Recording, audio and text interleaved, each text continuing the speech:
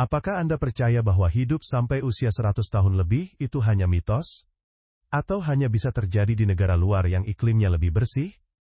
Hati-hati, banyak informasi yang selama ini Anda percaya, ternyata justru bisa mempercepat usia kematian Anda. Bahkan beberapa kebiasaan yang dianggap sehat oleh kebanyakan orang modern, justru bertentangan dengan prinsip-prinsip umur panjang dari dokter-dokter ahli dari China, yang telah meneliti ratusan lansia yang usianya jauh melampaui 100 tahun.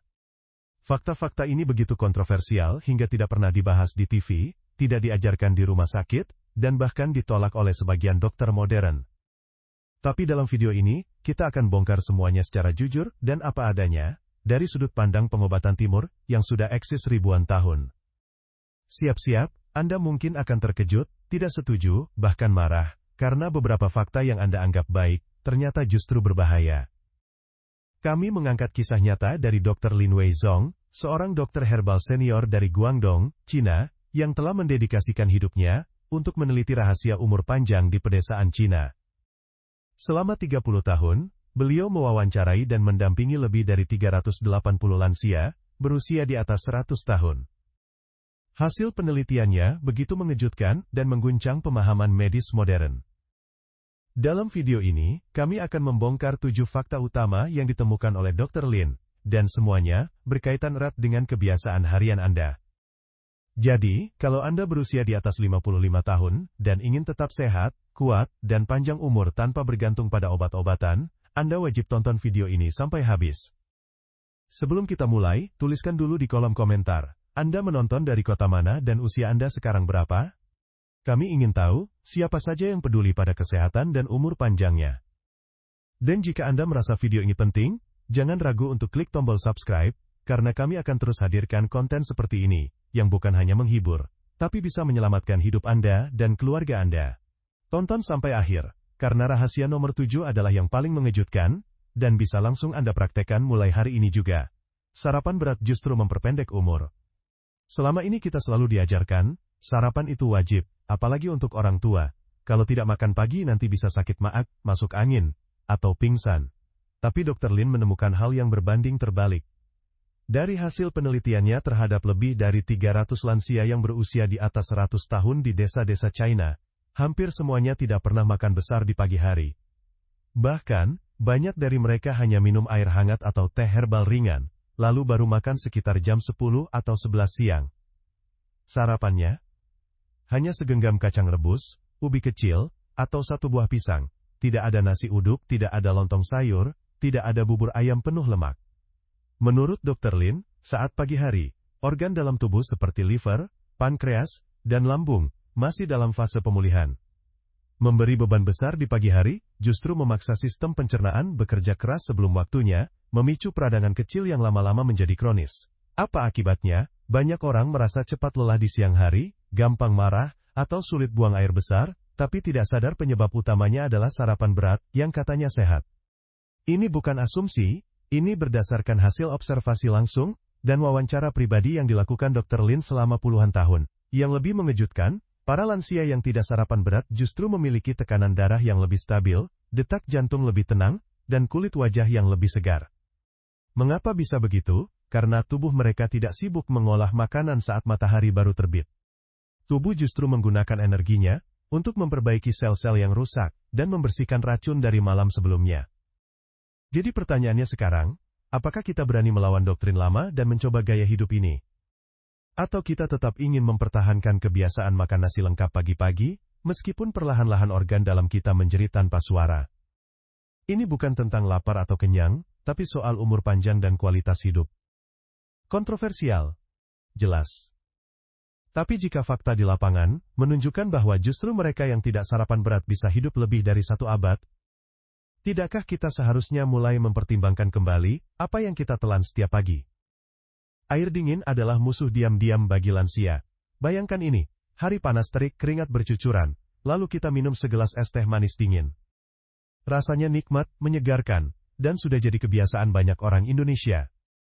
Tapi tahukah Anda, menurut Dr. Lin, ini adalah salah satu kebiasaan yang paling mempercepat proses penuaan dan memperpendek umur lansia. Bahkan beliau menyebutnya sebagai racun yang tidak terasa, karena air dingin menyerang perlahan, tapi pasti. Dalam wawancara mendalam dengan lebih dari 380 lansia usia 90 hingga 110 tahun, ditemukan bahwa tidak satu pun dari mereka yang rutin minum air dingin. Mereka lebih memilih air hangat, teh bunga krisan, atau air rebusan jahe. Mengapa? Karena air dingin memaksa sistem pencernaan berhenti sejenak, memperlambat metabolisme, dan menyebabkan pembuluh darah menyempit secara tiba-tiba. Hal ini berdampak pada fungsi hati dan ginjal yang menurun drastis, seiring bertambahnya usia. Bahkan beberapa orang mengaku mengalami kesemutan di tangan dan kaki, nyeri lutut, dan sendawa berlebih setelah rutin minum air es. Yang paling menyedihkan, banyak anak dan cucu yang merasa kasihan, lalu membelikan minuman dingin untuk orang tuanya sebagai tanda perhatian. Padahal, tanpa sadar mereka sedang mempercepat kerusakan sistem tubuh orang tuanya sendiri. Dan yang lebih tragis lagi, tidak ada dokter umum yang secara tegas melarang air dingin untuk lansia. Mengapa? Karena ini bukan penyakit akut. Tapi efek jangka panjangnya nyata, tubuh cepat lelah, sulit tidur, tekanan darah tidak stabil, dan sistem imun menurun drastis. Maka, tidak heran jika para lansia China, yang tidak pernah menyentuh air dingin, justru tetap bisa naik tangga, mencangkul kebun, dan berjalan jauh tanpa rasa sakit. Meskipun usia mereka sudah lebih dari 1 abad. Jadi sekarang pilihan ada di tangan Anda. Apakah tetap memanjakan lidah dengan air es, atau mulai mencintai air hangat yang menyelamatkan organ-organ vital Anda? Mungkin ini saatnya berdamai dengan kebiasaan baru, demi umur panjang yang lebih berkualitas. Susu tidak cocok untuk tubuh tua. Susu sering dianggap sebagai minuman wajib bagi lansia.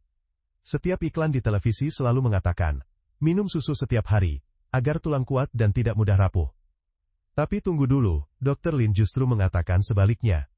Dalam penelitiannya, para lansia yang hidup hingga 100 tahun tidak satupun yang mengonsumsi susu sapi secara rutin. Bahkan, mereka cenderung menghindarinya. Mengapa? Karena menurut mereka, susu menyebabkan produksi lendir berlebih dalam tubuh, memicu radang tenggorokan, batuk berdahak, nyeri sendi, dan memperberat kerja usus. Lebih lanjut, Dr. Lin menjelaskan bahwa enzim pencernaan pada tubuh lansia sudah jauh menurun dibanding saat muda. Konsumsi susu justru memicu fermentasi dalam usus yang menyebabkan kembung, diare ringan, atau bahkan sembelit kronis. Ini adalah kondisi yang sering dialami para lansia, namun jarang dikaitkan dengan konsumsi susu. Dalam budaya timur, terutama pengobatan tradisional China, susu dianggap dingin dan berlendir. 2 sifat yang tidak bersahabat untuk tubuh tua yang sudah mulai rapuh. Sebagai gantinya, mereka mengonsumsi minuman dari kacang hijau, kedelai alami, air rebusan biji wijen hitam, dan sari kacang tanah, yang dipercaya jauh lebih ringan, bagi pencernaan dan tetap memberikan kalsium alami yang dibutuhkan tubuh. Kontroversinya, banyak dokter barat pasti akan membantah. Tapi bagaimana jika hasilnya berbicara? Para lansia tanpa susu ini justru tetap kuat berjalan, tidak pernah patah tulang, dan jarang mengalami rematik. Sementara di tempat lain, yang rajin minum susu justru harus pakai tongkat dan rutin ke rumah sakit. Apakah ini kebetulan? Atau justru kita selama ini terjebak dalam iklan dan industri besar, yang tidak peduli pada efek jangka panjang bagi tubuh lansia? Ini adalah fakta yang harus kita renungkan dalam-dalam. Sebab kadang, yang kita anggap sehat, justru adalah racun dalam jangka panjang. Tidur sebelum jam 9 malam adalah kunci panjang umur. Kebiasaan menonton TV sampai tengah malam, main HP sampai dini hari, atau ngobrol larut malam, mungkin sudah jadi hal lumrah di kota-kota besar. Tapi tahukah Anda, para lansia berusia di atas 100 tahun di pedalaman Cina, memiliki pola tidur yang sangat teratur dan sederhana. Tidur jam 8 atau 9 malam, lalu bangun sebelum subuh. Tidak ada begadang, tidak ada cahaya biru dari layar HP, dan tidak ada scrolling, sampai lelah. Menurut Dr. Lin, ini bukan sekadar kebiasaan, tapi kunci biologis umur panjang, yang dilupakan oleh generasi sekarang. Tubuh manusia punya jam alami yang disebut siklus sirkadian. Jika jam biologis ini terganggu, misalnya tidur tengah malam terus-menerus, maka tubuh kehilangan kemampuan alami untuk membersihkan racun, memperbaiki sel, dan menyeimbangkan hormon. Hati seharusnya bekerja maksimal antara jam 11 malam hingga 3 pagi. Tapi jika kita masih terjaga saat itu, fungsi hati terganggu, imun turun, dan stres meningkat. Itulah sebabnya banyak lansia di kota, yang mudah sakit-sakitan, cepat lupa, dan gampang tersinggung. Semuanya berkaitan dengan pola tidur yang buruk. Bandingkan dengan para lansia desa yang hidup tenang. Mereka tidur cepat, bangun segar, langsung bergerak, minum air hangat, dan menghirup udara pagi. Mereka jarang sakit kepala, jarang sakit maag, dan hampir tidak pernah mengalami insomnia. Dr. Lin bahkan menyebut bahwa tidur sebelum jam 9 malam sama berharganya dengan konsumsi vitamin dan suplemen premium. Tapi sayangnya, kebiasaan ini dianggap jadul, kuno atau nggak keren oleh banyak orang. Padahal justru ini adalah kebiasaan sakral yang menjadi penyangga utama kesehatan jangka panjang. Jadi, siapkah Anda mematikan TV dan HP lebih awal malam ini, demi hidup yang lebih panjang dan bermakna? Teh sederhana ini lebih berharga daripada obat mahal. Jika kita bicara soal teh, banyak orang langsung membayangkan teh celup instan, manis, atau bahkan dicampur susu kental manis. Tapi di desa-desa tempat Dr. Lin melakukan penelitian, teh yang dikonsumsi para lansia berumur 100 tahun sangat berbeda dan punya khasiat luar biasa. Tidak ada tambahan gula, tidak ada pewarna, dan tidak ada rasa buatan. Mereka hanya meminum 3 jenis teh alami, teh daun jati Cina, teh bunga krisan, dan teh kulit jeruk kering, Chen-Pi. Mungkin terdengar asing, bahkan kampungan, bagi sebagian orang, tapi justru, disitulah rahasia umur panjang mereka tersembunyi. Menurut Dr. Lin, teh daun jati Cina memiliki efek lembut, untuk melancarkan pencernaan, dan membuang racun dari usus. Teh bunga krisan, membantu menenangkan hati, meredakan tekanan darah, dan menjaga ketajaman mata. Sedangkan teh kulit jeruk kering, yang sudah dikeringkan selama bertahun-tahun, berfungsi untuk membersihkan lendir dan lemak dari pembuluh darah. Kombinasi ketiganya bekerja secara sinergis seperti pasukan penyapu tubuh, menjaga tubuh tetap ringan, pikiran jernih, dan jantung kuat meski usia sudah sangat lanjut. Mereka tidak meminumnya untuk sekadar gaya hidup atau selera, tapi karena ini adalah bagian dari tradisi penyembuhan turun-temurun. Kontroversinya, tentu banyak. Industri teh modern akan tertawa dan berkata, tidak ada bukti klinis yang cukup. Tapi mari kita jujur, berapa banyak orang yang minum teh mahal tapi tetap sakit-sakitan? Dan berapa banyak dari kita yang tiap bulan beli obat, tapi kondisi tubuh tetap tidak membaik? Sementara para lansia sederhana ini hanya minum teh rumahan, namun, tetap bisa menyapu halaman, menyanyi, bahkan menari di usia 100 tahun. Kita perlu berhenti sejenak, berpikir ulang.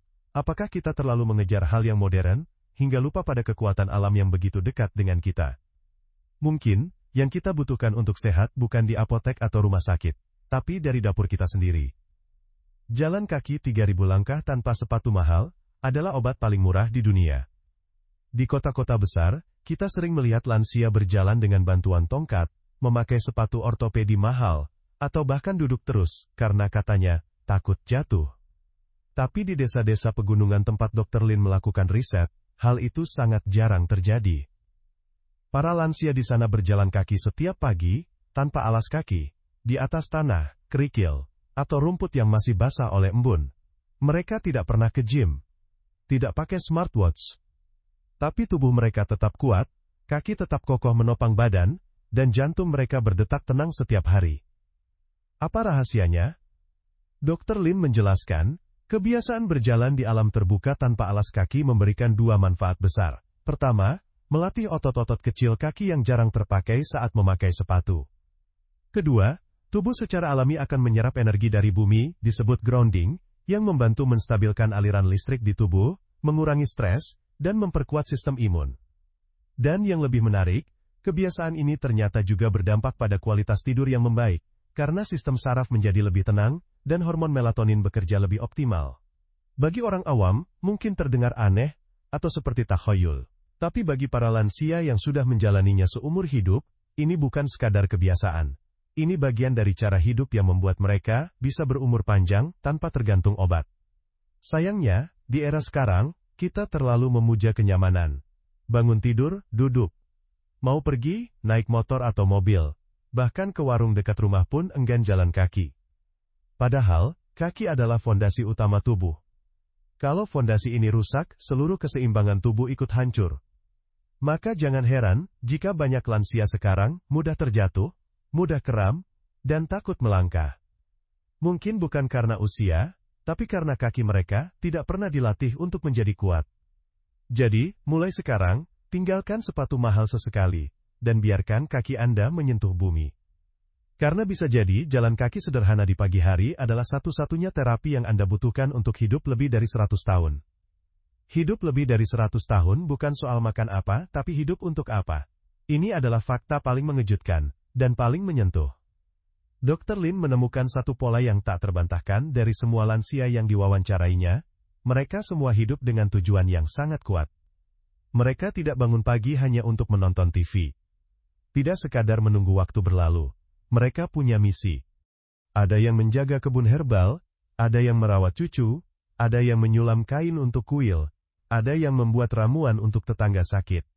Mereka hidup bukan hanya untuk diri sendiri, tapi untuk orang lain. Dan inilah kekuatan paling besar yang membuat mereka terus hidup. Menurut Dr. Lin, saat seseorang kehilangan tujuan, maka tubuh akan mulai menyerah perlahan-lahan. Nafsu makan menurun, semangat bergerak hilang, daya tahan tubuh ikut melemah. Lama-lama, penyakit datang bukan karena bakteri, tapi karena jiwa yang hampa. Inilah yang sering terjadi di kota-kota besar. Banyak lansia yang secara fisik masih kuat, tapi sudah tidak punya semangat hidup. Akhirnya, mereka menjadi cepat tua, mudah stres, dan merasa hidup tidak lagi bermakna. Berbeda dengan para lansia desa yang selalu merasa dibutuhkan, selalu merasa berguna, dan itulah yang membuat mereka tetap bergerak setiap hari, meski usia mereka jauh di atas rata-rata. Maka dari itu, jika Anda ingin hidup panjang, pertanyaan pertamanya bukan, makan apa ya supaya sehat, tapi apa yang masih ingin saya lakukan untuk orang lain. Mungkin membantu tetangga belanja, mungkin menjaga cucu dengan kasih sayang, atau sekadar menanam bunga untuk orang yang lewat. Hal-hal sederhana inilah yang memberi nyawa pada tubuh kita. Karena menurut Dr. Lin, tubuh yang punya alasan untuk hidup, akan mencari cara untuk tetap hidup. Tapi tubuh yang sudah menyerah dalam pikiran, akan perlahan memanggil penyakit untuk menjemputnya. Ini bukan tentang umur, ini tentang semangat. Dan semangat tidak bisa dibeli di apotek. Tapi bisa Anda nyalakan sendiri, mulai hari ini. Itulah 7 fakta yang selama ini tidak pernah dibongkar ke publik luas, tapi telah menjadi rahasia umur panjang, bagi ratusan lansia di pedalaman China. Mungkin terdengar sederhana, mungkin juga terasa aneh, dan bertentangan dengan yang selama ini kita yakini. Tapi justru disitulah letak kekuatannya. Karena seringkali, kebenaran tidak terdengar keras, tapi diam-diam menyelamatkan. Kini, semua pilihan ada di tangan Anda. Apakah akan terus mengikuti kebiasaan lama yang melemahkan tubuh perlahan-lahan? Atau mulai berani mengubah hidup dari hal kecil, yang bisa memberi harapan baru, bahwa umur panjang bukan sekadar angka, tapi juga soal kualitas hidup yang penuh makna. Dan jika Anda masih diberi waktu hari ini, mungkin itu tanda bahwa hidup Anda belum selesai. Masih ada sesuatu yang harus Anda lakukan. Untuk diri sendiri. Untuk orang lain. Dan untuk dunia.